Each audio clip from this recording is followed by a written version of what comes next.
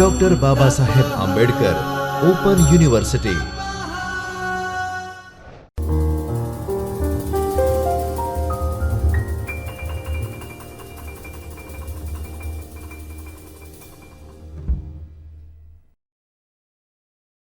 નમસ્કાર. Doctor Baba Saheb Ambedkar open યુનિવર્સિટીના ચૈતન્ય સ્ટુડિયોમાં હું ડૉક્ટર દીપ્તિબા ગોહિલ, આસિસ્ટન્ટ પ્રોફેસર રાજ્યશાસ્ત્ર વિષય અંતર્ગત આપનું સ્વાગત કરું છું. વિદ્યાર્થીઓ, રાજ્યશાસ્ત્ર વિષયમાં TYBAમાં 2017થી 2019 દરમિયાન જે વિદ્યાર્થી એડમિશન લીધું છે એમાં PSCM 6 TYBAમાં આવે છે કે જેનું નામ છે આધુનિક ભારતીય રાજનૈતિક વિચારધારાઓ, જે અંતર્ગત આજે હું એકમ નંબર 29 MN રોય વિશે સમજાવીશ. આ સમગ્ર વિડિયો લેક્ચરમાં એની રૂપરેખા આ પ્રકારે રહેશે. આ એકમ સમજાવવાના ઉદ્દેશ્ય, એની પૂર્વ ભૂમિકા રૂપે એની પ્રસ્તાવના, MN રોયના વિચારો વિગતવાર આજે આપણે સમજીશું. છેલ્લે હું તમને સારાંશ આપીશ અને પરીક્ષાલક્ષી માર્ગદર્શન મળી રહે એ રીતે પ્રશ્ન પણ હું તમને છેલ્લે વિગતવાર લખવા માટેનું સૂચન કરીશ. આ એકમનો મુખ્ય ઉદ્દેશ્ય એ છે કે MN રોય કે જેઓ ભારતના વ્યવહારિક રાજકારણમાં સામ્યવાદનો આપ જોઈ શકો છો કે અમલ કરનાર પ્રારંભિક નેતાઓમાંના એક હતા.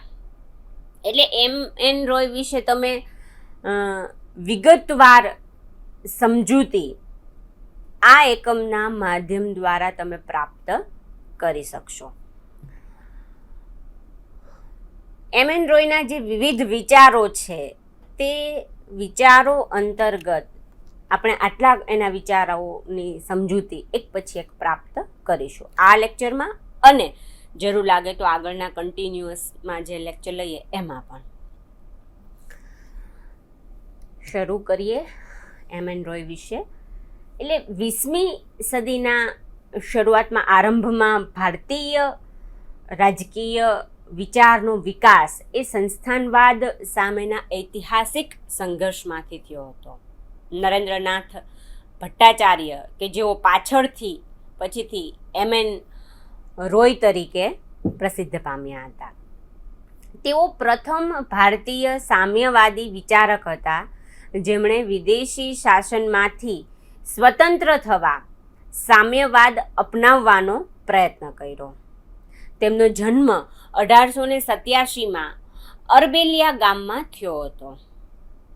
તેમના ઉછેરકાળ દરમિયાન બંગાળ અને દેશનો શેષ ભાગ સંસ્થાનવાદ વિરોધી સંઘર્ષમાં વ્યસ્ત હતો. બંગાળમાં 1911ના ભાગલા વિરુદ્ધ આંદોલન ચાલતું હતું. આ અગત્યના વર્ષો હતા જ્યારે પ્રતિનિધિત્વનું રાજકારણ અને બંધારણીય આંદોલન અંગે પ્રશ્ન ઉદ્ભવ્યા હતા. તેમજ ઉગ્ર રાષ્ટ્રવાદ ઘણા યુવાન ક્રિયાશીલોને પ્રોત્સાહિત કરતો હતો. લડાયક રાષ્ટ્રવાદના વાતાવરણથી પ્રભાવિત થઈ નરેન્દ્રનાથ રોય ક્રાંતિકારી પ્રવૃત્તિઓ માટે ભંડોળ એકત્ર કરવા, બોમ્બ બનાવવાની અને લૂંટફાટની પ્રવૃત્તિઓમાં સામેલ થયા. નરેન્દ્રનાથ અને અન્ય ક્રિયાશીલોને 1910માં હાવડા શિબપુર કાવતરા કેસમાં સજા કરવામાં આવી. જેલમાં 8-9 માસ દરમિયાન તેમણે એકાંત વિતાવ્યા. ત્યારબાદ જેલમાંથી છૂટ્યા બાદ પોતાની વ્યવસ્થા શક્તિને લઈ નરેન્દ્રનાથ ઉચ્ચ સ્થાન ઉપર પહોંચ્યા. જર્મન પ્રજા સાથે શસ્ત્રોના સોદાની વાટાઘાટો માટે પ્રતિનિધિ તરીકે તેમની નિયુક્તિ કરવામાં આવી.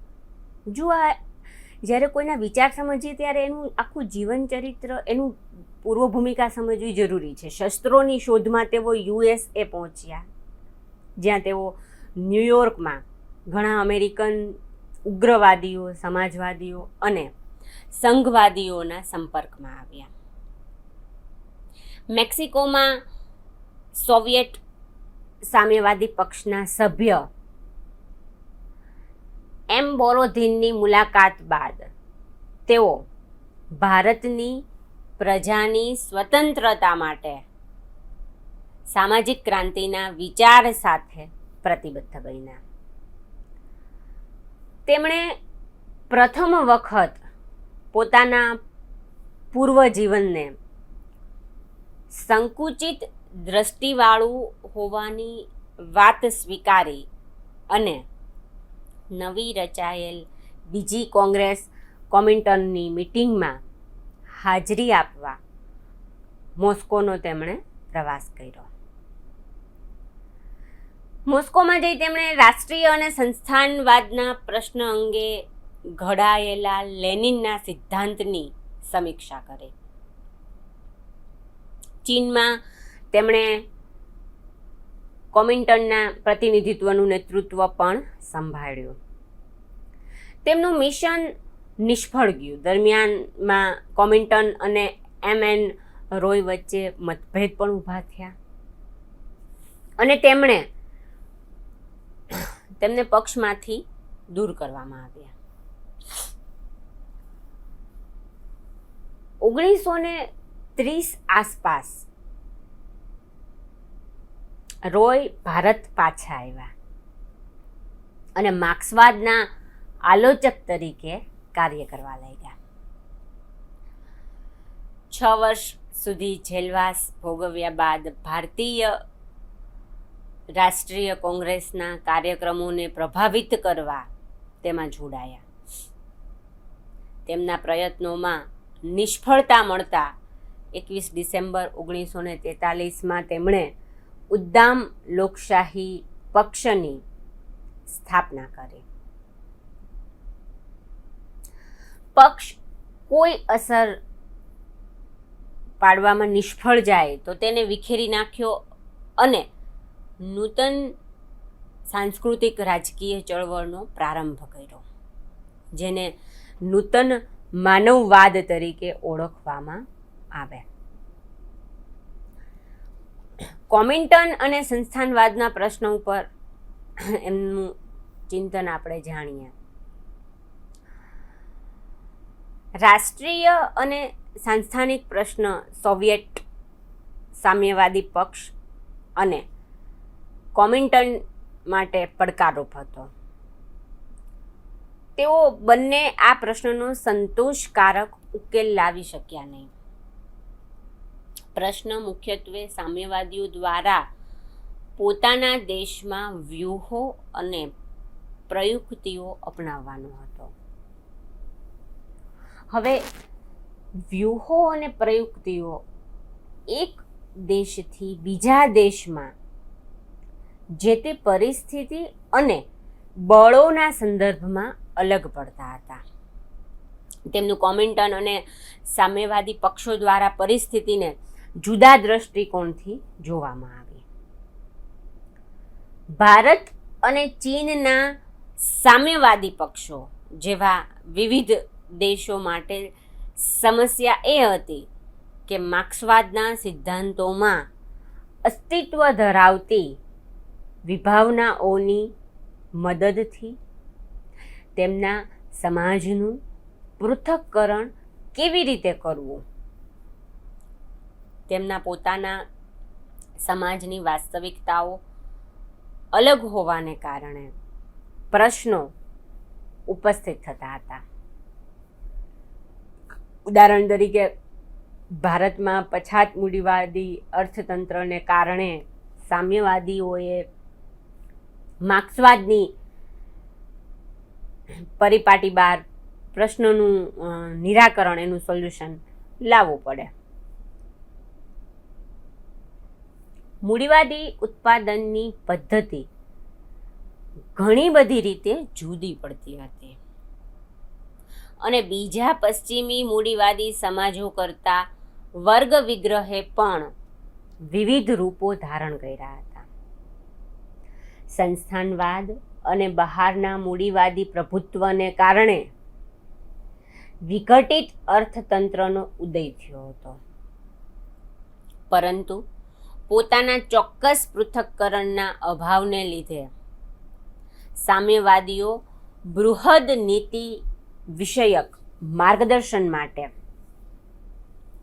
કોમિન્ટર્ન પર આધારિત રાખતા હતા. એટલે અહીંયા જુઓ વિદ્યાર્થીઓ મિત્રો, કોમિન્ટર્ન પાસે પૂરતી માહિતી ન હોવાને કારણે દુઃખદ પરિણામો આવતા હતા. ક્રમશઃ સંસ્થાનવાદી સમાજની રાજકીય ચળવળોએ કોમિન્ટર્ને અપનાવેલ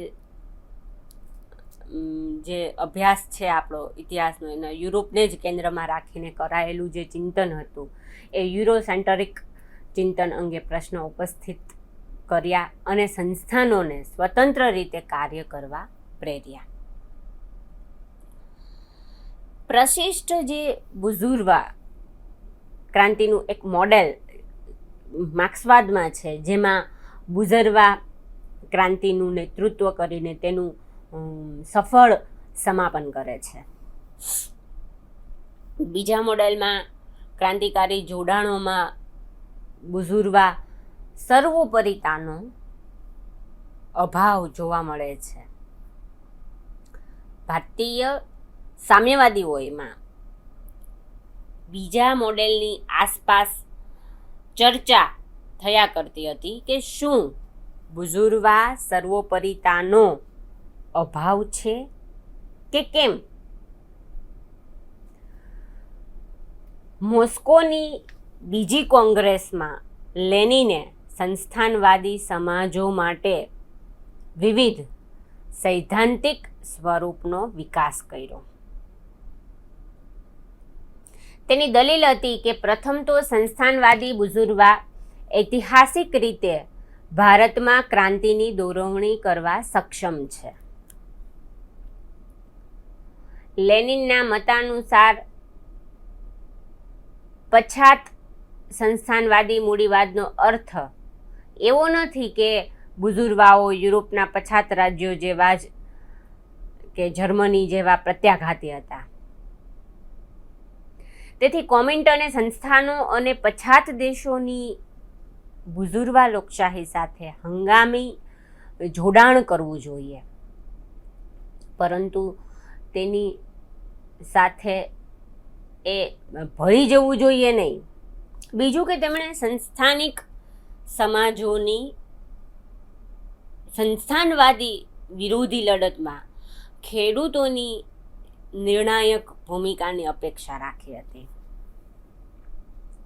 એમએન રોયની દલીલ જુદી હતી. તેમણે જણાવ્યું હતું કે કોમિન્ટર્ન અને સામ્યવાદી પક્ષોએ રાષ્ટ્રીય સ્વાતંત્ર્ય સંઘર્ષને ટેકો આપવો જોઈએ નહીં, પરંતુ તેમણે સામ્યવાદી પક્ષો અને કામદારો અને ખેડૂતોની સંસ્થાઓને સઘન બનાવવા ધ્યાન કેન્દ્રિત કરવું જોઈએ.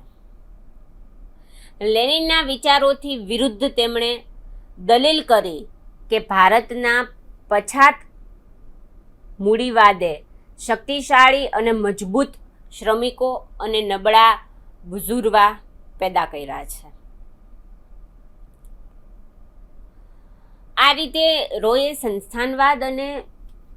સંસ્થાનવાદ વિરુદ્ધના સંઘર્ષમાં શ્રમિક વર્ગની ભૂમિકાને વધારે પડતું મહત્વ આપ્યું હતું. તેમણે રાષ્ટ્રીય ચળવળમાં રાષ્ટ્રીય બુઝુર્વાઓને મુખ્ય સાથી તરીકે નકાર્યા અને ખેડૂતોની ક્રાંતિકારી તાકાત અંગે એ શંકાશીલ હતા. પરિણામે ભારતમાં શ્રમિક વર્ગ પોતાની જાતે જ વિદેશી શાસનથી સ્વતંત્રતા પ્રાપ્ત કરવી જોઈએ. ઘણી ચર્ચા બાદ રોયના વિચારોને કોંગ્રેસે અપનાવ્યા. સ્વભાવથી જ સ્વતંત્ર હોવાને કારણે રોય કોમિન્ટર્નના ઉત્સાહથી સભ્ય તરીકે ચાલુ રહેવા અશક્તિમાન હતા, કારણ કે ત્યાં સ્ટાલિનના નેતૃત્વ હેઠળ કડક શિસ્ત હતી. વિશ્વક્રાંતિની સંભાવના ઘટતી ગઈ તેમ કોમિન્ટનની CPSUના સંઘ તરીકે કાર્ય કરવાનું શરૂ કર્યું. 1928માં કોમિન્ટનની છઠ્ઠી કોંગ્રેસ દરમિયાન MN રોય અને કોમિન્ટન વચ્ચેની ખાઈ વધારે પહોળી થઈ, મજબૂત બની. કોમિન્ટને બધા જ વર્ગો વચ્ચેની સંયુક્ત મોરચા નીતિ અને રાષ્ટ્રીય બુઝુર્વા સાથેની સહકારની નીતિ ત્યજી દીધી તથા તેના બદલે કામદારોના નેતૃત્વ હેઠળ વર્ગ સંઘર્ષની જાહેરાત કરી. છઠ્ઠી કોંગ્રેસ વખતે MN રોય સાથેના આક્ષેપો તેમના બિન સંસ્થાનવાદના સિદ્ધાંત પર આધારિત હતા. તેના સિદ્ધાંત પ્રમાણે સામ્રાજ્યવાદી નીતિ ભારતમાં ઔદ્યોગિક વિકાસની અવરોધક નથી. તેમણે સામ્રાજ્યવાદના બદલાતા સ્વરૂપ તરફ ધ્યાન દોર્યું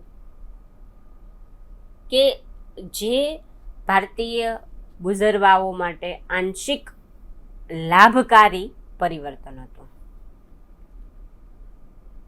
આ પક્ષમાંથી બરતરફ થયા પછી રોય ભારતમાં પાછા આવ્યા અને પછી તેમણે કાનપુર કાવતરા કેસમાં જુલાઈ 21, 1931 થી નવેમ્બર 20, 1936 સુધી જેલમાં સજા એમણે ભોગવવી પડી. હવે આપણે વાત કરીશું MN રોય અને ભારતીય રાજકારણ વિશે એમના શું વિચારો હતા તે. MN Roy and Indian politics, અને એમાં પણ ઇન્ડિયા ઇન ટ્રાન્ઝિશન વિશે ખાસ આપણે ચર્ચા કરીશું, કારણ કે રોય ભણી અને એના એ વિશે આપણે ચર્ચા ન કરીએ તો આ અભ્યાસ આપણો થોડો કંઈક અંશે ખૂટતો ગણાય. 1922માં MN રોયે પોતાના પુસ્તક ઇન્ડિયા ઇન ટ્રાન્ઝિશનમાં ભારતીય સમાજનો સમાજશાસ્ત્રીય અભ્યાસ હાથ ધર્યો. તેઓ ભારતીય સમાજના અન્ય અર્થઘટનોથી જુદા પડ્યા. ભારતીય ઉદારમતવાદીઓ અને વિનીતવાદીઓ બ્રિટિશ રાજનીતિજ્ઞોની શક્તિઓ અને તેમના સુધારાઓમાં માનતા હતા, તેમજ ઉદામવાદીઓ અને રાષ્ટ્રવાદીઓએ ધર્મ રાજકારણને ગૂંચવી નાખ્યા હતા. ધર્મ અને રાજકારણને રોય આ બધાથી અલગ પડીને રાજકારણ એટલે કે તેનું વર્ગ માળખું અને રાજ્યનું માર્ક્સથી પૃથ્થકરણ કરનાર ભારતીય પ્રથમ વિચારક બન્યા. ભારતીય પ્રજાજનો બીજાના અર્થઘટન મુજબ માત્ર વિદેશી મૂડીથી જ નહીં, ભારતીય મૂડીથી પણ શોષિત થતા હતા.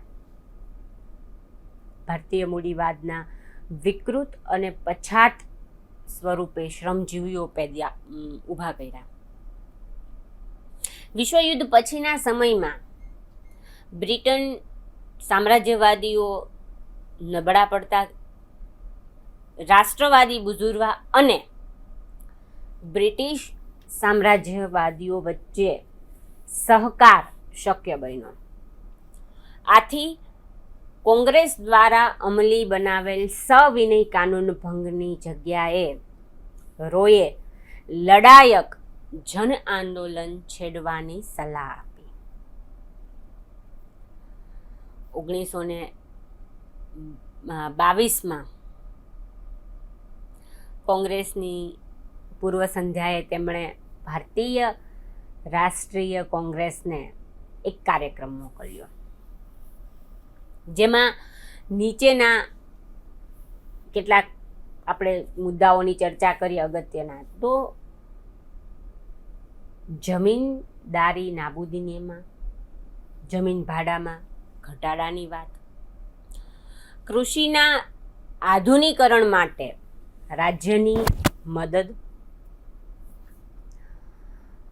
પરોક્ષ વેરાની નાબૂદી, આ મુદ્દા અગત્યના છે. જાહેર સાધનોનું રાષ્ટ્રીયકરણ, આધુનિક ઉદ્યોગોનો વિકાસ, દિવસના 8 કલાકની કામગીરી અને લઘુત્તમ વેતન કાયદા દ્વારા નક્કી કરવું, મફત અને ફરજિયાત શિક્ષણ. જો આ એ સમયની વાત છે. રાજ્ય અને ધર્મની અલગતા, આટલા મુદ્દા એમાં અગત્યના છે. હવે થોડુંક સંગઠનો વિશે જાણીએ. માત્ર 1935માં જ, કારણ કે સંગઠનો વિશેનો મુદ્દો છે, 1935માં જ ભારતીય સામ્યવાદી પક્ષ રાષ્ટ્રીય બળ તરીકે ઉદય પામ્યો. અગાઉ તેના મોટા ભાગના એકમો પ્રાદેશિક જૂથોમાં અસ્તિત્વ ધરાવતા હતા. ફ્યુચર ઓફ ઇન્ડિયન પોલિટિક્સમાં રોયે અનિર્દેશિત અને સામાન્ય સ્વરૂપની સંસ્થાની જરૂરિયાત અંગે સવિસ્તાર તપાસ કરી હતી. 1925માં સ્થપાયેલ ભારતીય સામ્યવાદી પક્ષ લોકસમૂહને ગતિશીલ કરવા માટે અશક્તિમાન હતો. તદુપરાંત મોટાભાગના સમાજવાદીઓ અને સામ્યવાદીઓ કાં તો જેલમાં જબડાતા હતા કે એકબીજાથી તેઓ અલગ હતા. ભારતીય સમાજવાદી પક્ષે અનિર્દેશિત પક્ષ પર સત્તાથી પ્રભાવ પાડ્યો. મુક્ત અને કાનૂની લોકસમૂહ પક્ષ સામૂહિક કાર્યો માટે સરળતા કરી આપતો હતો. બિનકાનૂની સામ્યવાદી કેન્દ્રીય એકમો આ કાનૂની લોકસમૂહને નિર્દેશન આપતા હતા. એમાં બેવડી સંસ્થાઓ વિચાર હતા. એક બાજુ લોકપક્ષ કે જે શોષિત વર્ગોને વિશાળ સ્વરૂપે આકર્ષિત કરતો હતો, તો બીજી બાજુ શ્રમિક વર્ગનો સામ્યવાદી પક્ષ હતો. રોયે ભારપૂર્વક જણાવ્યું કે અનૌપચારિક પક્ષનો કાર્યક્રમ એ ભારતીય સમાજવાદી પક્ષનો લઘુત્તમ કાર્યક્રમ રહેશે. કામદારો અને ખેડૂતોના પક્ષનો આ પ્રારંભ હતો. ભારતીય સમાજવાદી પક્ષનો દરેક સભ્ય તેની શક્તિ પ્રમાણે અથવા તો કામદારો અને ખેડૂતોના પક્ષનો સભ્ય પક્ષની શિસ્તને આધીન હતો. આ પક્ષે તેના જનસમૂહના કાનૂની પ્લેટફોર્મને કારણે તેમને સાંસ્કૃતિક રાજકીય જૂથો એવા કે મજૂર સંઘોમાં પગ પેસારો કરવાની છૂટ આપી. ભારતીય સમાજવાદી પક્ષ અને કામદારો અને ખેડૂતોના પક્ષ કે જે WPP તરીકે ઓળખાતો, તે વચ્ચેના સંબંધો સંયુક્ત મોરચાના સમગ્ર સમય દરમિયાન જળવાઈ રહ્યા. છઠ્ઠી કોંગ્રેસમાં કોમિન્ટરને પોતાની દિશા બદલી નાખી. કામદારો અને ખેડૂતોના પક્ષના અધિવેશનને લખેલા પત્રમાં કોમિન્ટરને શ્રમિક વર્ગનો સ્વતંત્ર પક્ષ ઊભો કરવા જરૂરિયાત અંગે વિનંતી કરી. દ્વિતીય વિશ્વયુદ્ધ વિશે હવે જો રોયના વિચારો આપણે સમજીએ તો 20મી નવેમ્બર 1936માં રોયના જેલમાંથી છૂટ્યા બાદ રાષ્ટ્રીય કોંગ્રેસના ધ્વજ હેઠળ લોકોને લાખોની સંખ્યામાં રેલીમાં ઉમટી પડવા તેમણે અપીલ કરી. પોતાના અનુયાયીઓ સાથે તેમણે સ્વાતંત્ર્ય સંગ્રામમાં સક્રિય રીતે ભાગ લીધો. 1936માં તેમણે કોંગ્રેસના ફૈઝપુર અધિવેશનને સંબોધ્યું, પરંતુ કોંગ્રેસને ઉદ્દામ બનાવવાના બધા જ પ્રયત્નો નિષ્ફળ ગયા. 1937માં તેમણે ઇન્ડિપેન્ડન્ટ ઇન્ડિયા નામનું અઠવાડિક સમાચાર પત્ર શરૂ કર્યું, કે જે પાછળથી 1949માં ઉદ્દામવાદી માનવવાદ રેડિકલ હ્યુમાનિટીઝના નામે પ્રસિદ્ધ થયું. પ્રથમ અંકની સંપાદકીય નોંધમાં રાષ્ટ્રીય સ્વતંત્રતાની વિભાવનાને વ્યાખ્યાબદ્ધ કરવાના કાર્યક્રમની જાહેરાત હતી. રાજકીય સ્વતંત્રતા એ ધ્યેય નથી, તે તો ભારતીય સમાજના ઉદ્દામ પરિવર્તનની ધ્યેય સિદ્ધિ માટેનું સાધન છે. દ્વિતીય વિશ્વયુદ્ધે ભારતીય સમાજવાદી પક્ષના વૈચારિક વિકાસમાં અને શ્રમિક વર્ગની ભૂમિકા અંગેની તેમની સમજમાં મહત્વના ફેરફારો જોયા.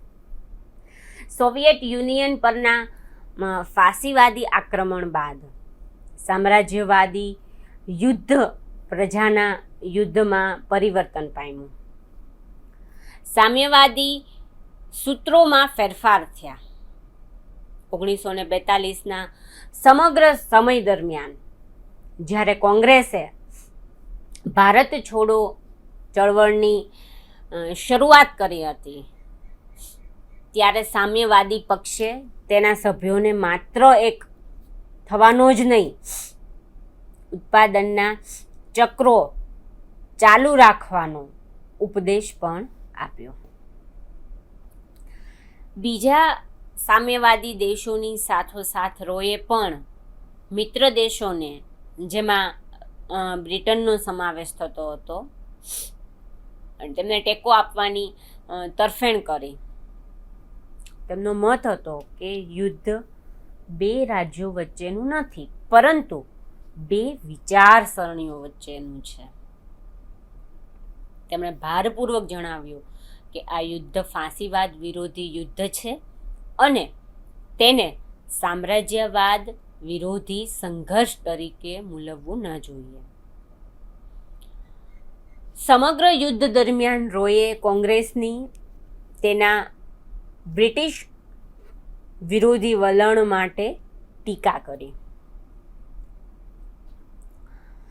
દરમિયાન બ્રિટિશ સરકારે જેલ ભોગવતા સામ્યવાદીઓ જે હતા, તો એ સામ્યવાદીઓને તેમના લોકનીતિના અમલ માટે મુક્ત કર્યા. કાનૂની પક્ષ તરીકે ભારતીય સમાજવાદી પક્ષના સભ્યપદમાં ઠીક પ્રમાણમાં વધારો થયો. આમ છતાં આ બધા કાર્યો એ પક્ષ અને તેના કાર્યકરોને ભારતીય પ્રજાથી વિખૂટા પાડ્યા. અહીંયા આપણે અટકીએ છીએ, કારણ કે આ સંદર્ભમાં આપણે આગળ સમજવાનું બાકી છે. આવતા વિડીયો લેક્ચરમાં આ જ મુદ્દાથી આપણે કન્ટિન્યુ કરીશું કે એમની કાર્ય પદ્ધતિની સમસ્યાઓ કઈ હતી, એના વિશે આપણે વિગતે સમજૂતી પ્રાપ્ત કરીશું. આપ સૌએ મને શાંતિથી સાંભળી એ બદલ આપ સૌનો ખૂબ ખૂબ આભાર. નમસ્કાર. સ્વાધ્યાયઃ પરમઃ